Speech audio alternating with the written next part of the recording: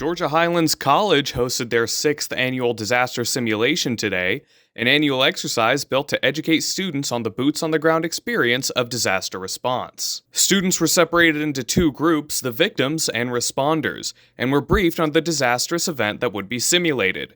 In previous years, the event has been a plane crash and a gas leak, but this year it was a gas line explosion. Students playing the victims were given prosthetic makeup depicting various injuries and were labeled along different severities. So it teaches us how to identify which patients are walking wounded or green tagged, which patients need a little bit more attention or yellow tagged, which patients are critical and need emergent attention, which is red tags, and then which patients, unfortunately, it would take too many life-saving measures to save in the event of a mass casualty, which would make them black tags.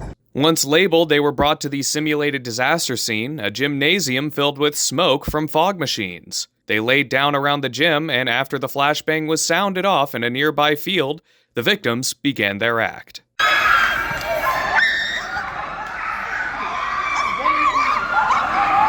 Then, the response team was brought in to try to accurately label the victims and assess the level of care they would need. This event was created by Shia Walker, who headed the event on Wednesday and is brought to life by all the partners of the experience. Organizations like Advent Health Redmond, Atrium Health Floyd, the Augusta Burns Center, Georgia Region C's Coalition's Disaster Response Team, the Department of Health, Rome Fire, EMS, NRGHC, Floyd Emergency Management, Chattooga High School, and Berry College.